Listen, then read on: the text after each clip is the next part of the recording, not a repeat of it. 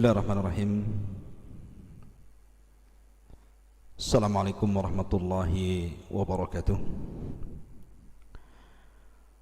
Bihamdillahi wassalatu wassalamu ala rasulillah wa ala alihi wa sahbihi wa mawalah wa la hawla wa la quwata illa billahi wa ba'du. Qala Allahu azza wa jalla ya ayyuhalladzina amanu taqullaha haqqa tuqatih wa la tamutunna illa wa antum muslimun. Fa inna asdaqal hadithi kitabullah wa khairal huda huda Muhammadin sallallahu alaihi wasallam wa syarrul umuri muhdatsatuha wa kullu muhdatsatin bid'ah wa kullu bid'atin dhalalah wa kullu dhalalatin finnar.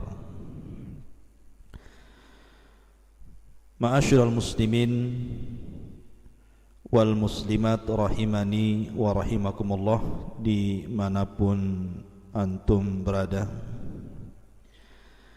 Alhamdulillah di malam hari ini kembali kita bisa bertalabul ilmi lewat media pesantren Jabal Uhud. Salawat dan salam tentunya kita haturkan kepada Rasul kita yang mulia alaihi salatu wassalam. Allahumma salli ala sayyidina Muhammad wa ala alihi wa sahbihi wa man sara ala nahjihi ila yaumiddin. Pembahasan di malam hari ini kita akan mengkisahkan tentang manusia yang pertama kali masuk surga dan juga manusia yang terakhir masuk surga. Siapakah mereka dan bagaimana kisahnya? Tentu apabila kita cerita surga,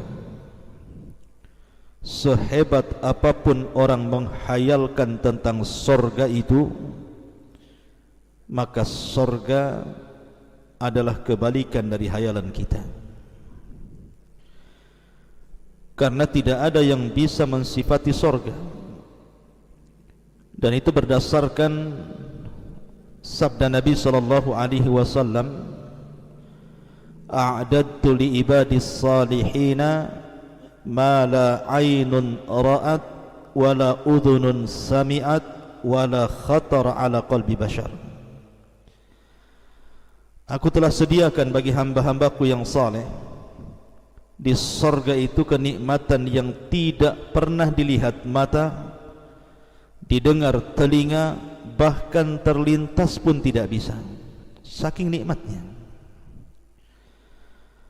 Makanya kenapa kenikmatan yang sempurna itu hanya ada di surga. Kalau anda mencari kenikmatan di dunia, tidak akan ada yang sempurna, pasti ada batasannya. Tetapi di surga tidak ada batasan. Kenikmatannya itu yazdad wa yazdad, bertambah dan bertambah setiap harinya. Ma'asyiral muslimin yang dimuliakan Allah Azza wa Jalla, saya tidak hendak mengkisahkan tentang awsaful jannah, sifat-sifat surga. Tapi malam ini kita akan mengkisahkan tentang siapa orang yang pertama kali masuk surga dan siapa yang terakhir masuk surga. Nabi sallallahu alaihi wasallam bersabda dalam hadis Anas radhiyallahu an, qala Rasul sallallahu alaihi wasallam, ana awwalu man yadkhulul jannata yaumal qiyamah. Kata Nabi sallallahu alaihi wasallam, saya adalah orang yang pertama kali masuk surga pada hari kiamat. Dan dalam hadis yang lain Nabi SAW mengatakan, ana sayyidu waladi Adam wala fakhr, wa ana awwal man yanshaq anhul ardu, wa ana syafi'un wa ana awwalu syafi'un wa awwalu qari'u babil jannah. Kata Nabi SAW, saya adalah pemimpinnya anak Adam dan saya tidak sombong. Saya orang yang pertama kali dibangkitkan dari kuburan, dan saya orang yang pertama kali memberikan syafaat, dan saya yang pertama kali mengetuk pintu surga. Dan disebutkan dalam Ashabus Sunan, ketika Nabi SAW mengatakan, dan saya yang pertama kali mengetuk pintu surga, fayaqul khazinul jannah, maka penjaga pintu surga berkata, manil qari', siapa yang mengetuk itu? Fa'aqul, maka kata Nabi SAW, Muhammadun Rasulullah, Muhammad utusan Allah. Maka kata malaikat penjaga surga, bika umirtu alla aftaha li ahadin qablak, karena wahai Muhammad, aku diperintahkan Allah untuk tidak membuka satu pintu surga pun sebelum. Artinya dari sini, ketika kita ditanya siapa yang pertama kali masuk surga dan yang membuka pintu surga, maka jawabannya adalah Nabi SAW. Ketika manusia disabdakan Rasul, ya'ti alaikum zaman kadidu minaz zihad, akan datang zamannya di mana manusia akan berdesak-desakan di pintu surga. Maka manusia berusaha untuk membuka pintu surga tetapi tidak bisa. Akhirnya kemudian Nabi SAW, dari sekian banyak manusia sejak zaman Adam sampai yang terakhir mati, dari orang-orang yang beriman yang sudah diponis masuk surga, maka Rasul SAW kemudian masuk di antara barisan manusia, mendekati pintu surga, kemudian mengetuk surga. Maka ketika ada yang mengetuk surga, penjaga surga mengatakan, manil qari', siapa yang mengetuk itu? Maka Rasul mengatakan, Muhammad Rasulullah. Maka malaikat penjaga surga mengatakan, bika umirtu alla aftah li ahadin qablaka, karenamu ya Muhammad, aku dilarang Allah untuk membuka pintu surga sebelum dirimu. Maka pintu surga itu dibuka, maka Nabi SAW orang yang menginjak kakinya di surga. Ma'asyiral muslimin yang dimuliakan Allah Azza wa Jalla, ini kalau dari kalangan laki-laki. Lalu siapa dari kalangan perempuan yang pertama kali menginjak masuk surga itu? Memang tidak ada ayat ataupun hadis yang menjelaskan siapa wanita yang pertama kali menginjak surga. Tetapi ada hadis yang menjelaskan tentang keumuman fadilah wanita terbaik dunia, yang disabdakan Nabi SAW tentang sayyidatu nisa'i ahlil jannah, pemimpin-pemimpin wanita ahli surga. Tentu kalau pemimpinnya yang pertama kali masuk sebelum yang dipimpin, kan logikanya seperti itu. Lalu siapa pemimpin-pemimpin ahli surga, wanita-wanita ahli surga ini? Maka Nabi SAW menyebutkan 4 wanita yang akan pertama kali menginjak surga. Pertama Khadijah bintu Khuwailid, yang kedua Maryam bintu Imran, yang ketiga Asiyah bintu Muzahim, dan yang keempat Fatimah bintu Muhammadin sallallahu alaihi wasallam. Inilah wanita-wanita yang pertama kali menginjak surga. Ma'asyiral muslimin yang dimuliakan Allah Azza wa Jalla, adapun secara umum dari kelompok-kelompok manusia yang pertama kali masuk surga berdasarkan hadis yang dikeluarkan Imam Ahmad dalam musnadnya, dari hadis Abu Hurairah radhiyallahu an, Nabi sallallahu alaihi wasallam bersabda, yadkhulu fuqara'ul musliminal jannata qabla aghniyaihim binisfi yaumin. Maka yang pertama kali dari orang-orang yang akan masuk surga adalah mereka para fuqara, orang-orang yang beriman. Ustaz, kiriman apa? pisau itu, kampak. Jadi Nabi SAW mengatakan bahwa yang pertama kali dari manusia selain Nabi SAW dan juga wanita-wanita terbaik dunia adalah fuqara'ul muslimin, orang-orang fakir dari kalangan kaum muslimin yang masuk ke dalam surga sebelum orang-orang kayanya. Berapa jaraknya antara orang miskin dengan orang kaya masuk surga itu? Maka Nabi SAW mengatakan binisfi yaumin, setengah hari. Anda jangan bayangkan setengah hari di dunia. Kalau setengah hari di dunia enggak apa-apa, orang miskin dari pagi sampai zuhur, orang kaya dari zuhur sampai asar umpamanya kan? Bukan itu. Tetapi hitungan setengah hari kehidupan akhirat itu 500 amin, sama dengan 500 tahun penantian. Jadi orang-orang miskin dulu masuk, kemudian belakangan orang-orang kaya. Kenapa orang kaya dibelakangkan? Boleh jadi karena hisab orang kaya itu lebih banyak dibandingkan hisabnya orang miskin. Ketika Nabi SAW bicara tentang harta, apa kata Nabi SAW? Maka yang ditanya dua perkara. Min aina iktasabahu wa fima anfaqahu. Kemana kau belanjakan, kemana kau dapatkan, dan kemana kau belanjakan. Tentu orang-orang kaya akan banyak soalan. Satu hari saja uang yang dibelanjakan itu kan kemana-mana tuh. Kalau dia orang jahat, maka Nabi SAW mengatakan malun saleh lirajulin saleh, harta yang baik karena dipegang orang baik. Artinya harta yang jelek kalau dipegang orang jahat. Jadi harta itu setiap hari dibelanjakan.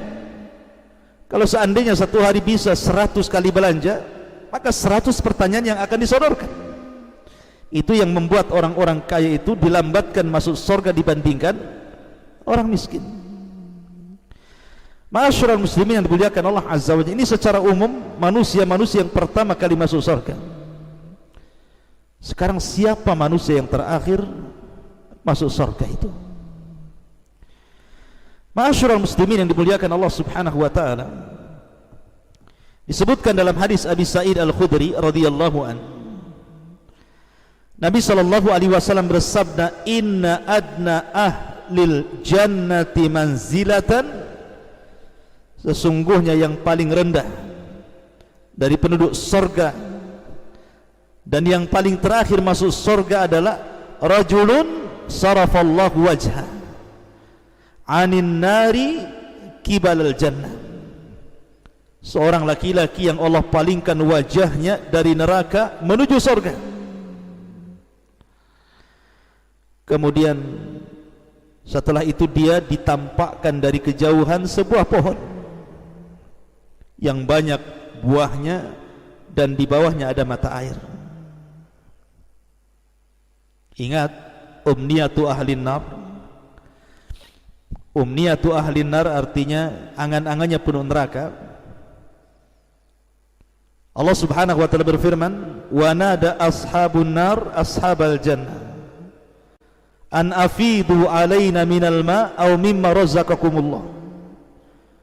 Ketika penduduk neraka memanggil penduduk surga, berikanlah kepada kami setetes air yang Allah karuniakan kepada kalian, atau makanan yang Allah telah berikan kepada kalian. Tapi penduduk surga mengatakan innallaha harramahu ma'alal kafirin. Tidak mungkin Allah sudah haramkan keduanya bagi orang kafir. Artinya bahwa angan-angan penduduk neraka itu ingin minum dari air dan ingin makan dari makanan, karena mereka sudah tidak pernah merasakan itu. Ketika melihat ada pohon dengan buah-buahan dan ada mata airnya, tentu pengen sekali dia minum dan makan.